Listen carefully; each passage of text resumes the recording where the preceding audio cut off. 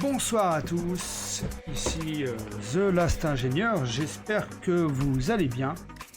Aujourd'hui, donc on va parler de Stuff.tech, partie 2, test plus utilisation. Ça fait quelques mois maintenant que je teste le service Stuff. Et donc on va faire un petit listing de l'offre et des différentes fonctionnalités. Et je vous propose quelques mesures de performance, les avantages et les inconvénients en conclusion. Et ensuite, à la fin de cette vidéo, je vous montrerai des cas d'utilisation de Stuff sur mon mobile et sur mon PC fixe. Alors pour commencer, j'utilise actuellement l'offre Gamer Plus, donc qui est l'offre la plus chère de Stuff à l'heure actuelle. Et pour lister les différentes caractéristiques techniques, donc on a un ordinateur de bureau qui est virtualisé avec QEMU, un Windows 10 64 bits, donc la GeForce RTX 4060 8 GB de RAM, AMD Ryzen 5 5500 3,59 GHz, Core Speed 3193 MHz et 8 vCore. Une RAM de 28 GB, à peu près l'équivalent d'une DDR4 de début de gamme. Un SSD de 512 GB avec une bande passante en lecture et en écriture de 100 MB par seconde. Et enfin, une bande passante allouée de 300 Mbps par seconde maximum, ce qui correspond à peu près à 37,5 MB par seconde et une moyenne qu'on obtient à peu près de 30 MB par seconde de téléchargement. On va maintenant parler de la RAM et du SSD. Donc les mesures que j'ai pu effectuer sur la RAM, vous les voyez actuellement. On est à peu près sur une DDR4 à cadencer à 3200 MHz, donc qui est plutôt pas trop mal au niveau du percentile, mais on verra après, je montrerai les différents graphiques après. Une fréquence qui oscille entre 3000 et 3200 MHz, ça dépend des tests. Et enfin le SSD qui en lecture atteint une vitesse de 105 MB par seconde, qui est vraiment pas terrible. Vous le voyez à droite dans le hard disk, vous avez les différents tests effectués. Et donc du coup, oui, c'est quand même relativement faible. On verra que c'est toujours un inconvénient dans l'offre. Au niveau des performances, donc j'ai pu mesurer le SSD, donc le processeur, donc le CPU. Et actuellement, on est plutôt pas trop mal. On est à peu près dans le benchmark à 91,4%. Si on veut être très bon, on va être plutôt dans les 95%. Sachant que dans le test que j'ai pu faire, les performances vont au-delà de ce que j'espérais. Je pensais avoir moins que ça. Et donc du coup, on est plutôt pas mal. Alors ça, sachant que le benchmark est basé sur 18 users, donc pas très représentatif. Mais au moins, ça fonctionne au-dessus de ce que j'espérais. Si on est sur le GPU, donc le GPU, la Nvidia RTX 4060, effectivement, toujours pareil, les performances sont pas aussi bien que j'espérais. Là, on voit qu'il y a un petit point d'exclamation en disant qu'on est vraiment en dessous des performances attendues, donc certainement dû à la virtualisation. Voilà. Au niveau de la RAM, comme j'ai pu vous le signaler, on est plutôt pas trop mal, ça fonctionne comme attendu. Donc on n'est pas vraiment dans les performances moindres ou pas moindres. Sur une base de 56 utilisateurs, les performances sont attendues et sont plutôt correctes. Maintenant, on va parler du réseau. Donc, le réseau, il faut comprendre que Stuff a une bande passante de 300 mégabits par seconde. Donc c'est la bande passante qui est allouée. Donc si vous regardez l'offre sur leur site, vous voyez bien que l'offre qu'ils vous proposent, c'est pas du 1 gigabit, mais on est bien sur du 300 mégabits, ce qui correspond à une vitesse de téléchargement de 37,5 mégaoctets par seconde. On est plutôt en réel, tel que je le mesure ici, vous le voyez en haut, sur du 241,3 Mbps, donc à environ 30,16 mégaoctets par seconde. Donc on est à peu près sur ça en réel, en réception. La latence du téléchargement, elle est de 105 millisecondes. Elle est quand même relativement élevée parce que je m'attends quand même à quelque chose de inférieur à 40 millisecondes. Là, on voit quand même qu'on est sur du 105 millisecondes, vous le voyez en bas. 105 millisecondes pour la vitesse en réception. C'est pas beaucoup. La latence en upload, par contre, elle est plutôt correcte, de 1 milliseconde, donc en diffusion, ce qui est assez logique, vu que de toute façon, avec votre stuff, vous allez principalement diffuser plutôt que télécharger. Sauf si vous téléchargez les jeux, bien entendu, ça peut être un problème, mais en tout cas, si vous diffusez, vous aurez une faible latence, qui est plutôt pas trop mal. Maintenant, on va mesurer la latence réelle entre moi et le stuff. Donc là, je vous montre les paquets de données que j'ai envoyés sur my.stuff.tech à travers le ping et à travers le traceroute. Donc on est sur un temps moyen de 4 millisecondes, ce qui est vraiment excellent. Mais pour parler latence et pour vous expliquer un peu comment ça marche, je vous ai fait là un petit listing des différentes latences possibles et du résultat qui est attendu. Si vous êtes sur une latence qui est à moins de 20 millisecondes, le ping est idéal pour le jeu. Et il est presque exempt de lag. C'est-à-dire qu'il n'y a quasiment pas de lag. C'est mon cas avec 4 millisecondes.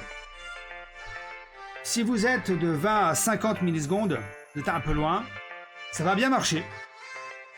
Et vous devriez pouvoir jouer à la plupart du temps sans être trop perturbé. Alors on va dire 50 millisecondes, c'est le seuil maximum. Quand vous arrivez au-delà de 50 jusqu'à 100 millisecondes, là vous allez percevoir un désavantage, en particulier sur les temps de réponse, avec des lags possibles. Entre 100 et 150 millisecondes, voire plus, hein. C'est des retards qui sont perceptibles, même au-delà de 150 millisecondes, des déconnexions, clairement. Voilà. Au niveau des différents clients stuff, vous avez Moonlight, connu, qui est l'offre actuellement de stuff, qui est plutôt difficile à utiliser. Enfin, c'est pas non plus insurmontable, mais c'est pas simple à utiliser, mais ça fonctionne très bien. Parsec, donc qui peut nécessiter de configurer le pare-feu et qui en plus va prendre en charge le micro. C'est plutôt pas mal. Et enfin, Kyber qui vient d'arriver, qui est par contre encore en version bêta et qui n'est pas sorti officiellement, qui a une très bonne performance, mais malheureusement quelques bugs. Donc Kyber, pour ceux qui ne savent pas, c'est un logiciel qui permet de encoder un flux audio et vidéo à faible latence. Kyber est un logiciel donc fourni par Videoland. Donc Kyber, tel qu'il est dans Stuff, ou implémenté dans Stuff, il est implémenté via un navigateur web, via l'API Web Transport, qui propose moins de latence que sur le WebRTC. Donc là, c'est pas un peu plus technique, mais c'est ça. Il dispose de ce qu'on appelle l'AV Server, audio-vidéo, donc avec TX Proto 0.1.0. Donc là, je vous montre les détails techniques, FFmpeg, les bavés formats, voilà, et tous les encodeurs qui sont derrière, et tous les codecs, pardon, qui sont derrière. L'input server qui capture les entrées, clavier souris et la manette, qui a quelques problèmes sur mobile, d'ailleurs au passage. Si vous êtes sur la version mobile, j'ai eu des déconnexions de ma manette assez récurrentes, assez ennuyantes. Mais sinon, à part ça, ça marche bien. Contrôleur, on a le parti contrôleur aussi, donc le contrôleur de AV Server, de l'Input Server, de ActixWeb, donc qui est un middleware. Et enfin, il y a un service qui tourne, qui est le service Windows Kyber. Voilà à peu près comment se présente Kyber sur Stuff. Donc c'est assez technique, et voilà. Alors, pour conclure l'offre qui est ici, donc on a plutôt une offre équilibrée sur Stuff. Donc, globalement, ce que j'en ai tiré. Kyber qui est plutôt prometteur, qui a de bonnes performances et qui permet de jouer jusqu'en 4K. Par rapport aux corrections qui ont été apportées depuis ma dernière utilisation et depuis ma dernière vidéo sur YouTube, on a quand même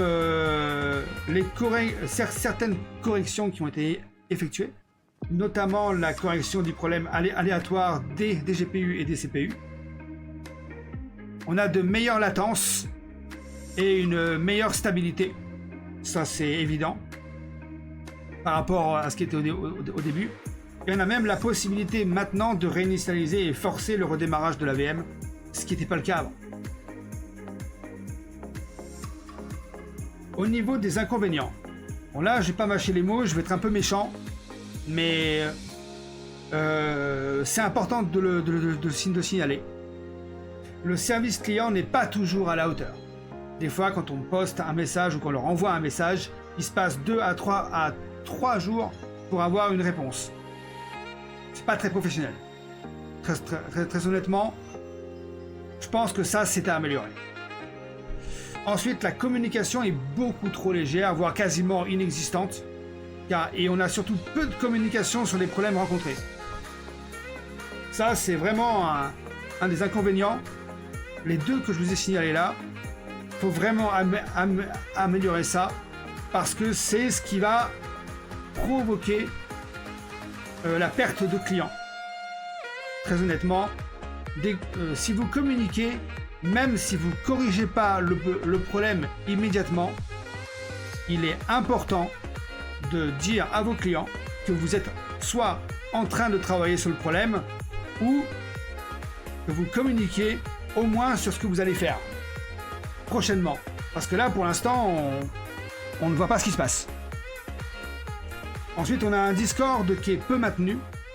Ça aussi, je vois qu'il y a beaucoup de flood, beaucoup de spam sur le Discord. Très chiant. Pas de roadmap. Une feuille de route, ça veut dire qu'on ne voit pas sur quoi il travaille. Voilà.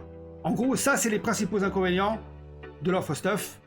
Ensuite, c'est sur des problèmes techniques. Le deuxième n'est pas trop un problème, mais le premier, c'est plus un problème. Le SSD, c'est toujours un point faible. Notamment dans certains jeux où ça lag à mort. Hein. D'accord. Sans utiliser des modes qui permettent la mise en cache pour éviter d'utiliser le SSD au maximum, les jeux lag. Et c'est très ennuyant. Et enfin, la bande passante allouée de 300 mégabits par seconde. Moi, j'aurais préféré une offre à 500 mégabits. Très honnêtement, ça aurait été mieux. Maintenant, ça c'est mon avis. On est sur du FTTO, je sais que ça coûte cher. Mais par rapport à la concurrence, vous êtes en dessous. 300 mégabits, c'est pas suffisant. Voilà. Donc ça, c'était pour l'offre, pour une petite présentation et un petit rappel de l'offre de Stuff. Et là, je vais vous montrer quelques vidéos d'utilisation.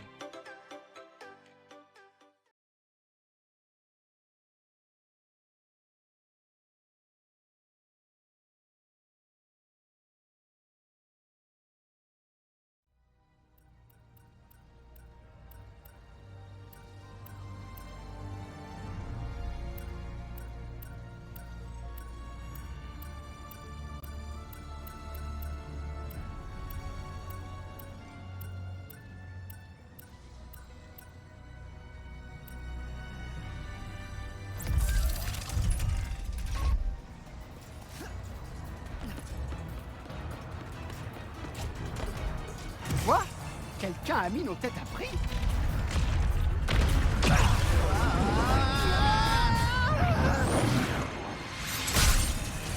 J'espère que ce n'est pas lié à ton cadeau. Vite, dépêchons-nous d'aller à l'avant de la parade.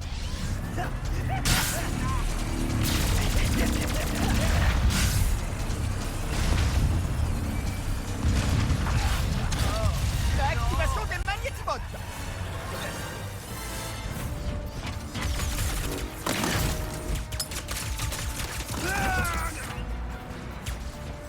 Ce spectacle est loin d'être bien. J'aurais préféré sourire et saluer la foule. Quelque chose me dit que c'est l'œuvre des Blagues, des Kragmites. Oh, du docteur Nefarius. Impossible.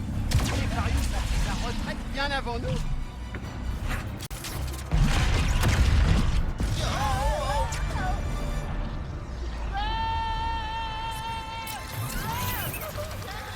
Quoi d'autre de ces brutes en bas? On fait mieux de filer avant qu'il y ait des blessés.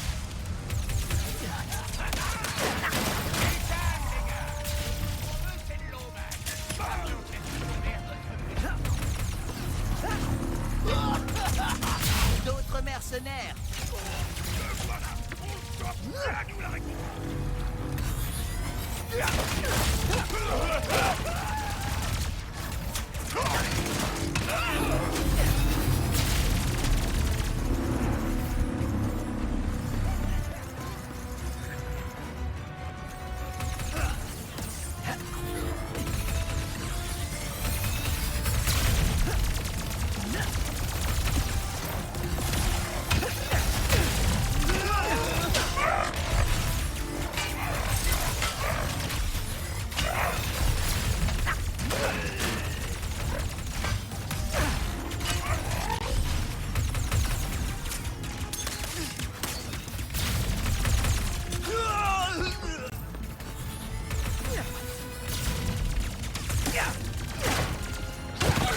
Allez, on se débarrasse de cette navette.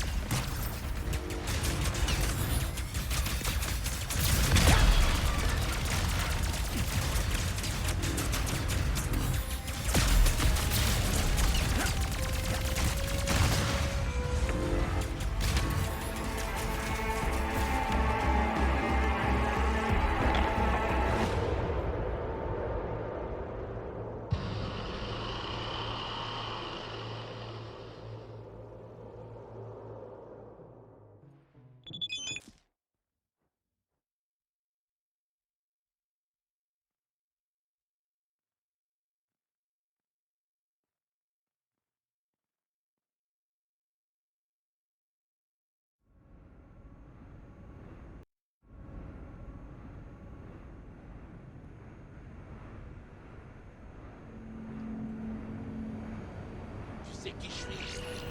C'est bien ce que je pense. V, est-ce que tu m'entends? Ouais, parfaitement.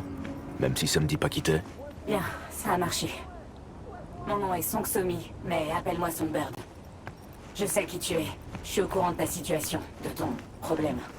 Et je peux te sauver la vie. C'est bon, t'as toute mon attention. Я не стану.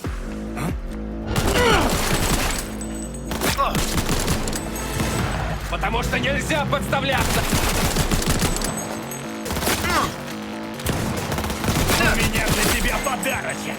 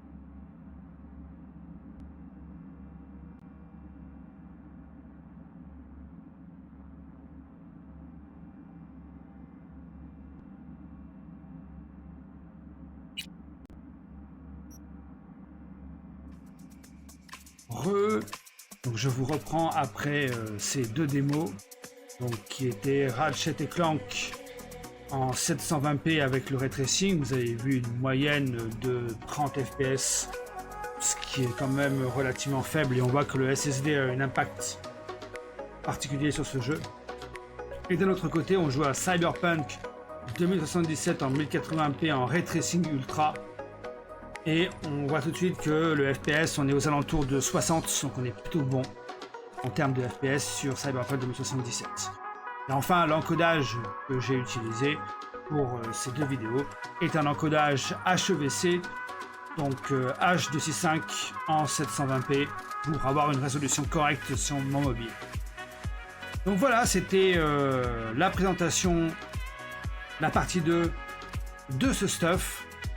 Et je vous souhaite à tous une bonne soirée. Et bien entendu, à la prochaine. Salut à tous.